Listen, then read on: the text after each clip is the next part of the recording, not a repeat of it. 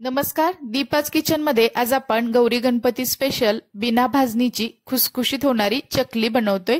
विशेष म्हणजे फक्त रवा आणि रेशनच्या तांदळाचं पीठ वापरून ही अगदी खुसखुशीत अशी चकली बनवून तयार होते। घाई गडबडी सुद्धा अगदी तासाभरातच तुम्ही ही चकली बनवू शकता। बऱ्याच जणांना भाजणीची चकली करायला जमत नाही, अशा वेळेस हा एक चांगला पर्याय आहे। करायला सुद्धा सोपे आहे आणि अगदी घरच्या साहित्यामध्ये ही अगदी इन्स्टंट अशी चकली बनवून तयार होते। चला तर मग वेळ न घालवता आपण रेसिपी सुरू करूयात। चकली बनवण्यासाठी मी ते गॅसवरती एक कढई ठेवलेली आहे। त्यामध्ये आपण 1 वाटी इतकं पाणी घालायचं आहे।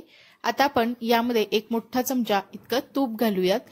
तुपाऐवजी तुम्ही ते बटर सुद्धा घालू शकता। त्यानंतर तूप चांगलं या पाण्यामध्ये विरघळून घेऊयात।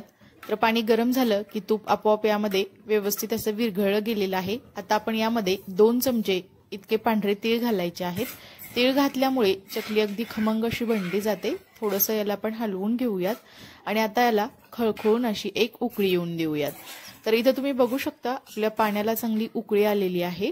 आता आपण यामध्ये अर्धी वाटी इतका बारीक रवा घालायचा आहे। तर आपण इथे 1 वाटी पाणी घेतलं होतं, त्यासाठी आपण अर्धी वाटी इतका रवा घेतला आहे। म्हणजे रव्याच्या दुप्पट इथे आपण पाणी घेतलेलं आहे। तर इथे एकदम रवा घालायचा नाही, अगदी थोडा थोडा करत इथे रवा घालायचा आहे आणि त्याला व्यवस्थित असं गोठून घ्यायचं आहे। त्यामुळे याच्या अजिबात गुठळ्या होत नाहीत।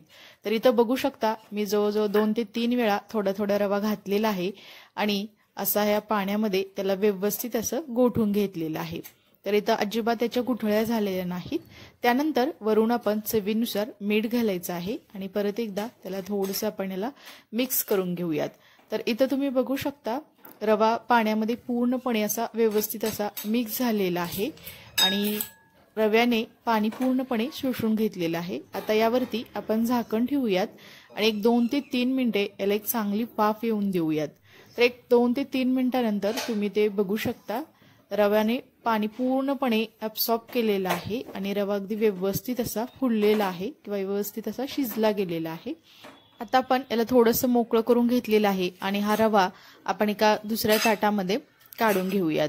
तर आज आपण अगदी रवा आणि तांदळाच्या पिठापासून मस्त खुसखुशीत अशी चकली बनवतोय। आता यामध्ये 1 चमचा इतकी हळद घालायची आहे। तसेच यामध्ये सुरुवातीला आपण 1 चमचा इतकी लाल मिरची पावडर घालूयात आणि याला चमचेच्या सहाय्याने थोडंसं मिक्स करून घेऊयात।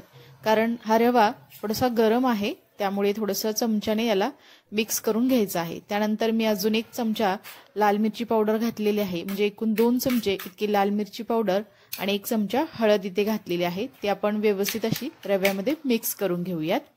त्यानंतर इथे आपण 1 वाटी इतकं तांदळाचं पीठ घ्यायचं आहे। तर हे अगदी रेशनचे जे तांदूळ असतात तेच मी घरी दळून आणलेले हे तांदूळ आहेत। यापासून अगदी खमंग आणि खुसखुशीत अशी चकली बनली जाते। त्यानंतर इथे मी 1 चमचा ओवा हातावरती चोळलेला आहे आणि तो घातलेला आहे, त्यामुळे याचा छान असा अरोमा यामध्ये येतो। तसंच इथे पाव चमचे इतके मी जिरे सुद्धा घातलेले आहेत, त्यामुळे चकली अगदी खमंग लागते। आता थोडंसं रवा आपला थंड झालेला आहे, त्यामुळे याला हाताने अगदी व्यवस्थित असं आपण मळून घेऊयात। तर रव्यामध्ये मॉइश्चर असतं किंवा ओलसर असतो, त्यामुळे जास्त पाण्याची गरज नाही। अगदी थोडा पाण्याचा हात घेऊन हे पीठ अगदी घट्ट मळायचं आहे। तर इथे आज आपण अगदी कुरकुरीत किंवा खुसखुशीत होणारी मस्त अशी चकली बनवतोय। त्यासाठी पीठ जास्तही कोरडट होऊन द्यायचं नाही किंवा अगदी पातळी होऊन द्यायचं नाही, इतपत हे चकलीचं पीठ आपण चांगलं मळून घ्यायचं आहे। इथे हे आपलं चकलीचं पीठ मळून तयार आहे। आता लगेचच आपण चकली करायला घेऊयात। त्यासाठी मी ते चकलीचा सोरा घेतलेला आहे आणि त्यातील ही चकलीची आपण प्लेट घ्यायची आहे आणि जी खरखरीत अशी बाजू आहे ती बाहेरच्या साईडला ठेवायची आणि मऊ बाजू आपण आत घालायची आहे आणि खालून हे व्यवस्थित असं पॅक करून घेऊयात।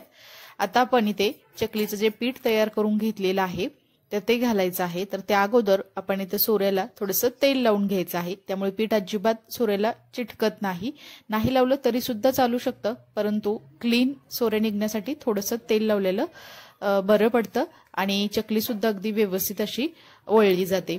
त्यानंतर इथे मी चकलीचं मळून घेतलेले पीठ घेतलेलं आहे आणि याचा उभड आकारामध्येच मी असं थोडंसं याला गोळा करून घेतलेला आहे आणि आता आपण यामध्ये घालायचा आहे आणि तो व्यवस्थित असा दाबून भरायचा आहे। त्यामुळे यामध्ये एअर बसणार नाही याची काळजी घ्यायची आहे। जर यामध्ये एअर पकडली तर चकली करताना असा फटकन आवाज येतो किंवा चकलीमध्येच तुटू शकते। तर इथे हे आपलं सोऱ्यामध्ये पीठ भरून झालेलं आहे। आता आपण याची चकली करूयात। तर इथे चकली वळत असताना सुरुवातीचा जो वेढा आहे तो थोडासा किंवा त्याचं टोक असं बंद करायचं आहे आणि त्यानंतर कडेने असे वेढे घ्यायचे आहेत आणि अगदी इथं तुम्ही बघू शकता गोल गरगरीत अशी चकली बनवलेली आहे आणि शेवटचं टोक सुद्धा ते बंद करायचं आहे। त्यामुळे चकली तेलामध्ये तळत असताना ती अजिबात सुटली जात नाही। तर अगदी याच पद्धतीने आपण सर्व चकल्या करून घ्यायच्या आहेत। तर इथं तुम्ही बघू शकता अगदी गोल गरगरीत अशा या चकल्या बनल्या गेलेल्या आहेत आणि अगदी सहजपणे या तुम्ही चकल्या बनवू शकता। बराच वेळा काही जणांची भाजणीची चकली बिघडते, अशा वेळेस किंवा तुम्हाला जास्त वेळ नसेल तर अगदी इन्स्टंट अशी तासाभरात ही तुम्ही चकली बनवू शकता। अगदी कुरकुरीत खुसखुशीत अशी बनली जाते। अगदी मध्यम आकारामध्ये याप्रमाणे आपण सर्व चकल्या करून घेतलेल्या आहेत। आता इथे आपण चकल्या तळून घेऊयात। त्यासाठी गॅसवरती मी कढईमध्ये तेल गरम करायला ठेवलेलं आहे। तेल सुद्धा आपण मध्यम आचेवरती गरम करून घ्यायचं आहे आणि त्यामध्ये आपण या तयार करून घेतलेल्या चकल्या सोडूयात। तर इथे माझी छोटीच कढई आहे त्यामुळे मी त्या 3च चकल्या सोडलेल्या आहेत। तर चकली सोडल्या सोडल्या लगेच त्याला हलवायचं नाही, थोडासा चकलीने आकार पकडला की मग चकली थोडीशी अशी पलटी करून घ्यायची आहे, नाहीतर चकली सुटण्याची शक्यता असते।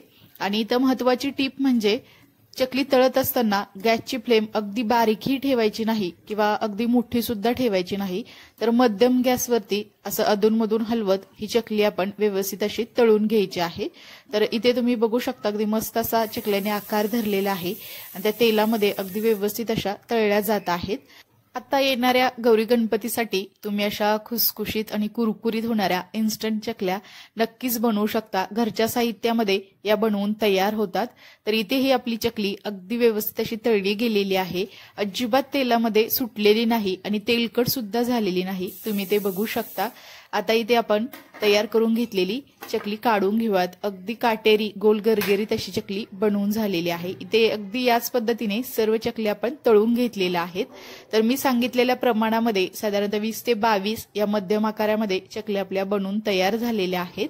तितक्याच या खुसखुशीत सुद्धा झालेल्या आहेत। तर इथं तुम्ही आवाज ऐकू शकता, मस्त अशी चकली बनलेली आहे आणि अगदी 1च तासामध्ये ही चकली तुम्ही तयार करू शकता। जास्त पसारा न मांडता, जास्त आटापिटा न करता अगदी खमंग कुरकुरीत अशी चकली तुम्ही नक्की करून बघा।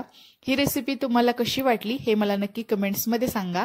लवकरच आपण भाजणीच्या चकलीची सुद्धा रेसिपी अपलोड करणार आहोत। चला तर मग नंतर भेटूया आपण अशाच एका छान अशा रेसिपी सोबत। तोपर्यंत सर्वांना धन्यवाद।